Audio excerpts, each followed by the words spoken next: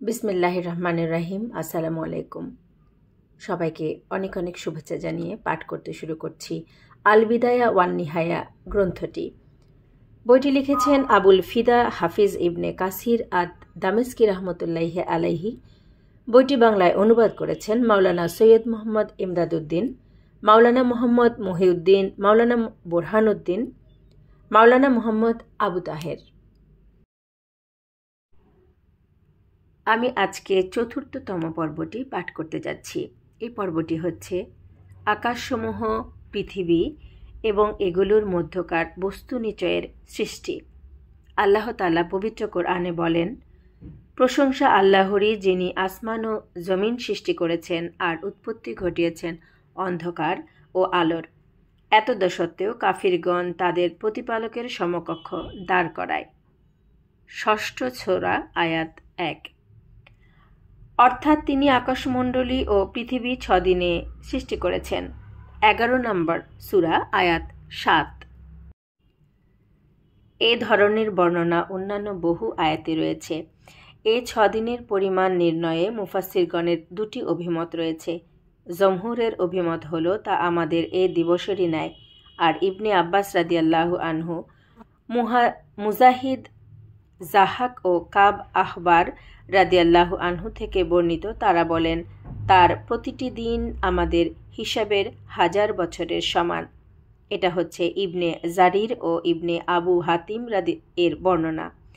ইমাম আহমদ ইবনে হাম্বল রহমতুল্লাহি আলাইহি তার জাহমিয়াদের বিরুদ্ধে লিখিত কিতাবে এবং ইবনে জারির ও পরবর্তী একদল আলিম দ্বিতীয় মতটি সমর্থন করেছেন। আল্লাহই সর্বজ্ঞ। এ অভিমতের পক্ষের দলিল পরে আসছে। ইবনে জারির, জাহাক ইবনে মুজাহিম রহমতুল্লাহি আলাইহি প্রমুখ থেকে বর্ণনা করেন যে দিবস 6টির নাম হল আবজাদ, হাউ আজ, হুতি, কালমান, সাফাস, কারসাত। ইবনে জারির রহমতুল্লাহি আলাইহি এ দিনগুলোর প্রথম দিন সম্পর্কে 3টি অভিমত বর্ণনা করেছেন। মুহাম্মদ ইবনে ইসহাক রহমতুল্লাহি আলাইহি থেকে বর্ণনা করেন যে তিনি বলেছেন, তাওরাতপন্থীদের অভিমত হল আল্লাহ তাআলা রবিবার দিন সৃষ্টি শুরু করেছিলেন। ইনজিল পন্থীগণ বলেন আল্লাহ সৃষ্টি শুরু করেছিলেন সোমবার দিন, আর আমরা মুসলমানগণ রাসূলুল্লাহ সাল্লাল্লাহু আলাইহি ওয়াসাল্লাম থেকে প্রাপ্ত তথ্য অনুযায়ী বলি যে আল্লাহ তাআলা সৃষ্টি শুরু করেছিলেন শনিবার দিন। ইবনে ইসহাক রহমতুল্লাহি আলাইহি কর্তৃক বর্ণিত ও অভিমতের প্রতি শাফিঈ মাযহাবের একদল ফকিহ ও অন্যান্য আলিমের সমর্থন রয়েছে। এ বিষয়ে আল্লাহ শনিবার দিন মাটি সৃষ্টি করেছেন মর্মে আবু হুরায়রা রাদিয়াল্লাহু আনহু বর্ণিত হাদিসটি পরে আসছে। আর ইবনে জারির রবিবার সংক্রান্ত অভিমতটি বর্ণনা করেছেন আবু মালিক ইবনে আব্বাস ইবনে মাসউদ রাদিয়াল্লাহু আনহু এবং আরও একদল সাহাবা থেকে। আবদুল্লাহ ইবনে সালাম থেকেও তিনি এ বর্ণনা করেছেন। ইবনে জারির নিজেও এ অভিমতটি পোষণ করেন, আর তা তাওরাতেই ভাষ্য। একদল ফকিহ এ অভিমত পোষণ করেন। বলা বাহুল্য যে রবিবার দিনকে ইয়াউমুল আহাদ বা প্রথম দিন নামকরণ অধিক যুক্তিসঙ্গত, আর এজন্যই সৃষ্টি কার্য 6 দিনে সম্পন্ন হয়েছে এবং তার শেষ দিন হল শুক্রবার। ফলে মুসলমানগণ একে তাদের সাপ্তাহিক উৎসবের দিন রূপে ধার্য করে নিয়েছে। আর এ দিনটি সেদিন আল্লাহ যা থেকে আমাদের পূর্বের আহলি কিতাবদেরকে বিচ্যুত করে দিয়েছিলেন। পরে এর আলোচনা আসবে ইনশাল্লাহ। আল্লাহ তাআলা বলেন, তিনি পৃথিবীর সবকিছু তোমাদের জন্য সৃষ্টি করেছেন। তারপর তিনি আকাশের দিকে মনোসংযোগ করেন এবং তাকে সপ্তাকাশে বিন্যস্ত করেন। তিনি সর্ববিষয়ে সবিশেষ অবহিত। দ্বিতীয় সূরা আয়াত 29। বলো, তোমরা কি তাকে অস্বীকার করবে, যিনি পৃথিবী সৃষ্টি করেছেন 2 দিনে এবং তোমরা তার সমকক্ষ দাঁড় করাতে চাও? তিনি তো জগৎসমূহের প্রতিপালক। তিনি স্থাপন করেছেন অটল পর্বতমালা, ভূপৃষ্ঠে এবং তাতে রেখেছেন কল্যাণ এবং 4 দিনের মধ্যে তাতে ব্যবস্থা করেছেন খাদ্যের সমভাবে যাচনাকারীদের জন্য। তারপর তিনি আকাশের দিকে মনোনিবেশ করেন, যা ছিল ধূম্রপুঞ্জ বিশেষ। অনন্তর তিনি তাকে পৃথিবীকে বললেন, তোমরা উভয় এসো, ইচ্ছায় অথবা অনিচ্ছায়। তারা বলল, আমরা আসলাম অনুগত হয়ে। তারপর তিনি আকাশমণ্ডলীকে 2 দিনে সপ্তাকাশে পরিণত করলেন এবং প্রতি আকাশে তার বিধান ব্যক্ত করলেন। এবং আমি নিকটবর্তী আকাশকে সুশোভিত করলাম প্রদীপমালা দ্বারা এবং করলাম সুরক্ষিত। এটা পরাক্রমশালী সর্বজ্ঞ আল্লাহর ব্যবস্থাপনা। পবিত্র কোরআনের 41 নম্বর সূরা, আয়াত 9 থেকে 12। উক্ত আয়াত থেকে ইঙ্গিত পাওয়া যায় যে পৃথিবী আকাশের আগে সৃষ্টি হয়েছে, কেননা পৃথিবী হল প্রাসাদের ভিত স্বরূপ। যেমন আল্লাহ তাআলা বলেন, আল্লাহই তোমাদের জন্য পৃথিবীকে করেছেন বাসোপযোগী এবং আকাশকে করেছেন ছাদ, এবং তিনি তোমাদের আকৃতি গঠন করেছেন এবং তোমাদের আকৃতি করেছেন উৎকৃষ্ট এবং তোমাদেরকে দান করেছেন উৎকৃষ্ট রিজিক। এই তো আল্লাহ তোমাদের প্রতিপালক, কত মহান জগৎসমূহের প্রতিপালক আল্লাহ। পবিত্র কোরআনে 40 নম্বর সূরা, আয়াত 64। তিনি আরও বলেছেন, আমি কি করিনি ভূমিকে শয্যা ও পর্বতসমূহকে কিলক? আমি সৃষ্টি করেছি তোমাদেরকে জোড়ায় জোড়ায়। তোমাদের নিদ্রাকে করেছি বিশ্রাম, রাত্রিকে করেছি আবরণ এবং দিবসকে করেছি জীবিকা আহরণের সময়। আর তোমাদের ঊর্ধ্ব দেশে নির্মাণ করেছি সুস্থিত 7 আসমান এবং সৃষ্টি করেছি প্রদীপ। 78 নম্বর সূরা, আয়াত 6 থেকে 13। যারা কুফরি করে তারা কি ভেবে দেখে না যে আকাশমণ্ডলী ও পৃথিবী মিশেছিল ওতপ্রোতভাবে? তারপর আমি উভয়কে পৃথক করে দিলাম এবং প্রাণসম্পন্ন সমস্ত কিছু সৃষ্টি করলাম পানি থেকে। তবুও কি তারা বিশ্বাস করবে না? 21 নম্বর সূরা, 30 নম্বর আয়াত। অর্থাৎ আকাশ ও পৃথিবীর মাঝে আমি ফাঁক করে দিয়েছি, ফলে প্রবাহিত হয়েছে বায়ুমালা, বর্ষিত হয়েছে বারিধারা, প্রবাহিত হয়েছে ঝর্ণা ও নদ নদী এবং জীবনী শক্তি লাভ করেছে প্রাণীকুল। তারপর আল্লাহ তাআলা বলেন, এবং আকাশকে করেছি সুরক্ষিত ছাদ, কিন্তু তারা আকাশস্থিত নিদর্শনাবলী থেকে মুখ ফিরিয়ে নেয়। 21 নম্বর সূরা, 32 নম্বর আয়াত। অর্থাৎ আকাশে আল্লাহর সৃষ্টি করা স্থির ও চলমান তারকারাজি, প্রদীপ্ত নক্ষত্র, উজ্জ্বল গ্রহমালা ইত্যাকার নিদর্শনাবলী এবং তাতে পৃথিবী ও আকাশমণ্ডলীর সৃষ্টিকর্তার হিকমতের প্রমাণসমূহ থেকে তারা মুখ ফিরিয়ে নেয়। যেমন আল্লাহ তাআলা বলেন, আকাশমণ্ডলী ও পৃথিবীতে অনেক নিদর্শন রয়েছে, তারা এ সকল প্রত্যক্ষ করে, কিন্তু তারা এ সকলের প্রতি উদাসীন। তাদের অধিকাংশ আল্লাহে বিশ্বাস করে না, কিন্তু তার শরিক করে। 12 নম্বর সূরা, আয়াত 105, 106। তোমাদেরকে সৃষ্টি করা কঠিনতর না আকাশ সৃষ্টি? তিনিই তো নির্মাণ করেছেন, তিনি একে সুউচ্চ ও সুবিন্যস্ত করেছেন। তিনি রাতকে করেছেন অন্ধকারাচ্ছন্ন এবং প্রকাশ করেছেন সূর্যালোক এবং পৃথিবীকে এরপর বিস্তৃত করেছেন। তিনি তা থেকে নির্গত করেছেন তার পানি ও তৃণ এবং পর্বতকে তিনি দৃঢ়ভাবে প্রথিত করেছেন। এ সমস্ত তোমাদের ও তোমাদের গবাদি পশুর ভোগের জন্য। 79তম সূরা, আয়াত 27 থেকে 33। এই আয়াত দ্বারা কেউ কেউ পৃথিবী সৃষ্টির পূর্বে আকাশ সৃষ্টির প্রমাণ পেশ করেছেন, কিন্তু এতে তারা পূর্ববর্তী আয়াত দ্বয়ের সুস্পষ্ট বক্তব্যের বিরুদ্ধাচরণ করেছেন এবং এই আয়াতের মর্ম উপলব্ধি করতে পারেননি। কারণ এই আয়াতের মর্ম হল পৃথিবীর বিস্তার এবং বাস্তবে তা থেকে পানি ও তৃণ নির্গত করা আকাশ সৃষ্টির পরে হয়েছে। অন্যথায় এসব পূর্ব থেকেই নির্ধারণ করা ছিল।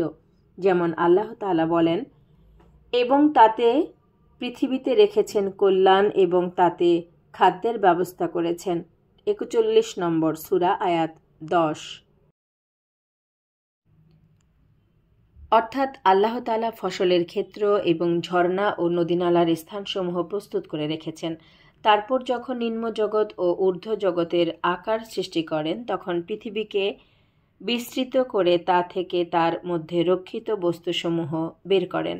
ফলে ঝর্ণাসমূহ বের হয়ে আসে, নদীনালা প্রবাহিত হয় এবং শস্য ও ফলফলাদি উৎপন্ন হয়। এজন্যই তো দাহাইকে পানি ও তৃণ বের করা এবং পর্বতকে প্রথিত করা দ্বারা ব্যাখ্যা করে আল্লাহ তাআলা বলেছেন, তারপর তিনি পৃথিবীকে বিস্তৃত করেন, অর্থাৎ তা থেকে পানি ও তৃণ নির্গত করেন। তিনি পর্বতসমূহকে যথাস্থানে স্থাপন করেন, সেগুলোকে দৃঢ় ও মজবুত করে দিয়েছেন। ৭৯ নম্বর সূরা আয়াত 30 থেকে 32। আমি আকাশ নির্মাণ করেছি আমার ক্ষমতা বলে এবং আমি অবশ্যই মহা সম্প্রসারণকারী এবং আমি ভূমিকে বিছিয়ে দিয়েছি, আমি এটা কত সুন্দরভাবে বিছিয়েছি। আমি প্রতিটি বস্তু সৃষ্টি করেছি জোড়ায় জোড়ায় যাতে তোমরা উপদেশ গ্রহণ করো। ৫১ নম্বর সূরা আয়াত ৪৭, ৪৮, ৪৯। ইমাম বুখারী রাহমাতুল্লাহি আলাইহি বর্ণনা করেন যে ইমরান ইবনে হুসাইন রাদিয়াল্লাহু আনহু বলেছেন, আমি একদিন নবী করিম সাল্লাল্লাহু আলাইহি ওয়াসাল্লামের দরবারে উপস্থিত হই এবং আমার উটনীটি দরজার সঙ্গে বেঁধে রাখি। এ সময় তার নিকট বানু তামিমের কিছু লোক আগমন করলে তিনি বললেন, সুসংবাদ নাও হে বানু তামিম। জবাবে তারা বলল, সুসংবাদ তো দিলেন, আমাদেরকে কিছু দান করুন। কথাটি তারা দুবার বলল। তারপরেই ইয়ামানের একদল লোকের আগমন ঘটলে তিনি বললেন, বনু তামিম যখন গ্রহণ করেনি তখন সে ইয়ামনবাসী, তোমরা সুসংবাদ গ্রহণ করো। জবাবে তারা বলল, আমরা গ্রহণ করলাম ইয়া রাসূলুল্লাহ। তারা বলল, আপনার নিকট আমরা এ সৃষ্টির ব্যাপারে জিজ্ঞেস করতে এসেছি। নবী করিম সাল্লাল্লাহু আলাইহি ওয়াসাল্লাম বললেন, আল্লাহ ছিলেন, তিনি ব্যতীত অপর কিছুই ছিল না। তার আরশ ছিল পানির উপর। লিপিতে তিনি সবকিছু লিপিবদ্ধ করে রেখেছেন এবং আকাশসমূহ ও পৃথিবী সৃষ্টি করেছেন। এমন সময় কে একজন ডেকে বলল, হে হুসাইনের পুত্র, তোমার উটনী তো চলে গেল। উঠে গিয়ে দেখতে পেলাম যে উটনীটি মরীচিকার দিকে চলে যাচ্ছে। আল্লাহর শপথ, পরে আমার আফসোস হলো, হায় যদি আমি উটনীটির পিছে না পড়তাম। ইমাম বুখারী রাহমাতুল্লাহি আলাইহি মাগাজি যুদ্ধ বিগ্রহ এবং তাওহিদ অধ্যায়েও এই হাদিসটি বর্ণনা করেছেন। তাতে কোনো বর্ণনায় ওয়া খালাকাস সামাওয়াতি ওয়াল আরদা এর স্থলে আস সামাওয়াতি ওয়াল আরদি সুম্মা খালাকা, অর্থাৎ তারপর তিনি আকাশমণ্ডলী ও পৃথিবী সৃষ্টি করেন। ইমাম নাসাইর বর্ণনায় পাঠও এটি। ইমাম আহমদ ইবনে হাম্বল রহমতুল্লাহি আলাইহি বর্ণনা করেন যে আবু হুরায়রা রাদিয়াল্লাহু আনহু বলেন, রাসূলুল্লাহ সাল্লাল্লাহু আলাইহি ওয়াসাল্লাম আমার হাত চেপে ধরে বললেন, আল্লাহ তাআলা মাটি শনিবার দিন, পাহাড় পর্বত রবিবার দিন, গাছপালা সোমবার দিন ও অপ্রীতিকর বস্তুসমূহ মঙ্গলবার দিন সৃষ্টি করেছেন। বুধবারে নূর জ্যোতি সৃষ্টি করেন এবং কীটপতঙ্গ ও ভূচর জন্তু সমূহকে বৃহস্পতিবার দিন পৃথিবীতে ছড়িয়ে দিয়েছেন। তিনি আদম আলাইহিস সালামকে সৃষ্টি করেছেন জুমুয়ার দিন আসরের পর। আদমই সর্বশেষ সৃষ্টি, যাকে জুমুয়ার দিনের সর্বশেষ প্রহর আসর ও রাতের মাঝামাঝি সময়ে সৃষ্টি করা হয়েছে। ইমাম মুসলিম রহমতুল্লাহি আলাইহি ও নাসাই রহমতুল্লাহি আলাইহি ভিন্ন ভিন্ন সূত্রে হাদিসটি বর্ণনা করেছেন। ইমাম নাসাই রহমতুল্লাহি আলাইহি তার তাফসিরে বর্ণনা করেন যে আবু হুরায়রা রাদিয়াল্লাহু আনহু বলেন, রাসূলুল্লাহ সাল্লাল্লাহু আলাইহি ওয়াসাল্লাম একদিন আমার হাত চেপে ধরে বললেন,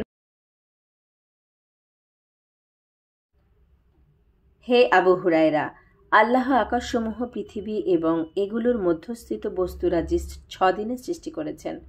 তারপর 7ম দিনে তিনি আরশে সমীহীন হন। তিনি শনিবার দিন মাটি সৃষ্টি করেছেন। উল্লেখ্য যে ইবনে জুরাইজের এ ব্যাপারে মতভেদ রয়েছে। আলী ইবনে মাদিনী, বুখারী ও বাইহাকি প্রমুখ এই হাদিসটির সমালোচনা করেছেন। ইমাম বুখারী রহমতুল্লাহি আলাইহি তার তারিখে বলেন, কারো কারো মতে হাদিসটি কাব আল আহবার রাদিয়াল্লাহু আনহু এর এবং তাই বিশুদ্ধতর। অর্থাৎ এই হাদিসটি কাব আল আহবার থেকে আবু হুরায়রা রাদিয়াল্লাহু আনহু এর শ্রুত হাদিস সমূহের অন্তর্ভুক্ত। তারা দুজন একত্রে বসে হাদিসটি আলোচনা করতেন, ফলে একজন অপরজনকে নিজের লিপিকা থেকে হাদিস শোনাতেন। আর এই হাদিসটি সেসব হাদিসের অন্তর্ভুক্ত যেগুলো আবু হুরায়রা রাদিয়াল্লাহু আনহু কাব রাদিয়াল্লাহু আনহু এর লিপিকা থেকে গ্রহণ করেছেন। কিন্তু কোনো রাবি ভুলক্রমে ধারণা করেছেন আবু হুরায়রা সরাসরি রাসূলুল্লাহ সাল্লাল্লাহু আলাইহি ওয়াসাল্লাম এর থেকে এই হাদিসটি বর্ণনা করেছেন এবং রাসূলুল্লাহ সাল্লাল্লাহু আলাইহি ওয়াসাল্লাম আবু হুরায়রার হাত চেপে ধরেছেন বলে উল্লেখ করেছেন। আবার এর পাঠেও ভীষণ দুর্বলতা রয়েছে। তন্মধ্যে একটি হলো এই যে তাতে আকাশমণ্ডলীর সৃষ্টির উল্লেখ নেই, আছে শুধু 7 দিনে পৃথিবী ও তার অন্তর্বর্তী বস্তুসমূহের সৃষ্টির উল্লেখ। আর এটা কোরআনের বর্ণনার পরিপন্থী, কেননা পৃথিবীকে 4 দিনে সৃষ্টি করে তারপর 2 দিনে দুখান থেকে আকাশসমূহকে সৃষ্টি করা হয়েছে। দুখান হলো পানি, পানি থেকে উত্থিত সে বাষ্প যা পানি তরঙ্গায়িত হওয়ার সময় উপরে উঠেছিল, যে পানি মহান কুদরতের দ্বারা জমিনের থেকে সৃষ্টি করা হয়েছিল, যেমন আবু মালিক ইবনে আব্বাস রাদিয়াল্লাহু আনহু ও ইবনে মাসুদ রাদিয়াল্লাহু আনহু এবং আরও কয়েকজন সাহাবা সূত্রে বর্ণনা করেন যে রাসূলুল্লাহ সাল্লাল্লাহু আলাইহি ওয়াসাল্লাম বলেছেন, আল্লাহর আরশ ছিল পানির উপর। পানির আগে তিনি কিছুই সৃষ্টি করেননি। তারপর যখন তিনি মাখলুক সৃষ্টি করতে মনস্থ করেন তখন পানি থেকে ধোঁয়া আকারে বাষ্প বের করেন, ফলে তা পানির উপরে উঠে যায়। এই উঠাকে আরবিতে বলা হয়ে থাকে সামা। তাই এই উপরে ওঠার কারণেই আকাশকে সামা বলে নামকরণ করা হয়। তারপর পানি শুকিয়ে একটি জমিনে রূপান্তরিত করেন। তারপর তা পৃথক পৃথক করে 2 দিনে রবি ও সোমবার দিন 7 জমিনে পরিণত করেন। পৃথিবীকে আল্লাহ তাআলা একটি মাছের উপর সৃষ্টি করেন। সেই নুন, যার অর্থ আল্লাহ তাআলা আয়াতে উল্লেখ করেছেন, মাছ হলো পানিতে আর পানি হলো সিফাতের উপর, আর সিফাত হলো এক ফেরেশতার পিঠের উপর। ফেরেশতা হলেন এক খণ্ড পাথরের উপর, আর পাথর হলো মহাশূন্যে। সেই পাথর যার কথা লুকমান আলাইহিস সালাম উল্লেখ করেছেন, যা আকাশেও নয় পৃথিবীতেও নয়। মাছটি নড়ে উঠলে পৃথিবী প্রকম্পিত হয়ে ওঠে। তাই আল্লাহ তাআলা তার উপর দৃঢ়ভাবে পর্বতমালা পতিত করে দেন, ফলে তা স্থির হয়ে যায়। আল্লাহ তাআলা মঙ্গলবার দিন পাহাড় পর্বত ও তার উপকারিতা, বুধবার দিন গাছপালা, পানি, শহর, বন্দর এবং আবাদ ও বিনাশ সৃষ্টি করেছেন এবং পরস্পর ওতপ্রোতভাবে মিশে থাকা আকাশকে পৃথক পৃথক করেছেন। বৃহস্পতি ও শুক্র এই 2 দিনে তিনি 7 আকাশে পরিণত করেন।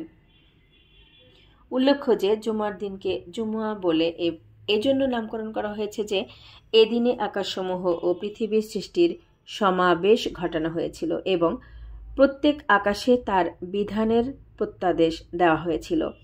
তারপর তিনি প্রত্যেক আকাশে ফেরেশতা, পাহাড় পর্বত, সাগরমালা, তুষার পর্বত ও এমন বস্তু সৃষ্টি করেন যা তিনি ব্যতীত অন্য কেউ জ্ঞাত নয়।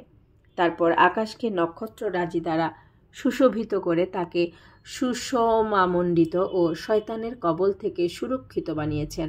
তারপর ইচ্ছা মতো সৃষ্টি পর্ব শেষ করে তিনি আরশের প্রতি মনোসংযোগ করেন। বলা বাহুল্য যে এই হাদিসে অনেকগুলো দুর্বলতা রয়েছে এবং এর বেশিরভাগই ইসরায়েলি বিবরণসমূহ থেকে নেয়া। কারণ কাব আল আহবার উমর রাদিয়াল্লাহু আনহু এর আমলে যখন ইসলাম গ্রহণ করেন তখন তিনি তার সামনে আহলে কিতাবদের জ্ঞান ভাণ্ডার থেকে বিভিন্ন বিষয় নিয়ে আলোচনা করতেন। আর উমর রাদিয়াল্লাহু আনহু তার মনোরঞ্জনের নিমিত্তে এবং তার অনেক বক্তব্য ইসলামের সঙ্গে মিলে যাওয়ায় মুগ্ধ হয়ে মনোযোগের সঙ্গে তা শুনে যেতেন। এ কারণে এবং বনি ইসরায়েলদের থেকে বর্ণনা করার অনুমতি থাকার ফলে অনেকে কাব আল আহবার এর বক্তব্য বিবৃত করা বৈধ মনে করেন, কিন্তু তিনি যা বর্ণনা করতেন তার অধিকাংশই প্রচুর ভুল ভ্রান্তিতে পরিপূর্ণ।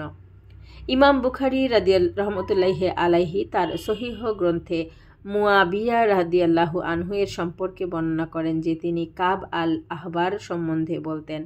তা সত্ত্বেও তিনি যা উদ্ধৃত করতেন আমরা তার সত্য মিথ্যা যাচাই করে নিতাম, যদিও তিনি ইচ্ছাকৃতভাবে ভুল বিবরণ দিতেন না। আল্লাহই সর্বজ্ঞ। এখানে আমরা যেসব বিষয় আনয়ন করব তা তাদের থেকে বড় বড় ইমামগণ বর্ণনা করেছেন। তারপর সেসব হাদিসও উল্লেখ করব যা তার সত্যতার সাক্ষ্য দেবে কিংবা তা মিথ্যা প্রতিপন্ন করবে, আর অবশিষ্ট কিছু এমনও থাকবে যা সত্যায়ন করা হবে না, প্রত্যাখ্যানও না। আমরা আল্লাহরই নিকট সাহায্য প্রার্থনা করি এবং তারই উপর ভরসা করি। ইমাম বুখারী রহমতুল্লাহি আলাইহি বর্ণনা করেন যে আবু হুরায়রা রাদিয়াল্লাহু আনহু বলেন, রাসূলুল্লাহ সাল্লাল্লাহু আলাইহি ওয়াসাল্লাম বলেছেন, আল্লাহ সৃষ্টিকার্য শেষ করে আরশের উপর তার নিকট থাকা কিতাবে লিপিবদ্ধ করে রাখেন যে নিঃসন্দেহে আমার রহমত আমার ক্রোধের উপর প্রবল। ইমাম মুসলিম, ইমাম নাসাই ও কুতাইবা রহমতুল্লাহি আলাইহি সূত্রে হাদিসটি বর্ণনা করেছেন। তারপর ইমাম বুখারী রহমতুল্লাহি আলাইহি 7 জমিন প্রসঙ্গ বর্ণনা করেন। প্রিয় শ্রোতা, আজ এ পর্যন্তই। আগামী পর্বে আমরা 7 জমিন প্রসঙ্গটি পাঠ করে শোনাব। ভালো লাগলে অবশ্যই একটি লাইক দিবেন, কমেন্টস করবেন, চ্যানেলটির পাশেই থাকবেন। আল্লাহ হাফেজ। আসসালামু আলাইকুম।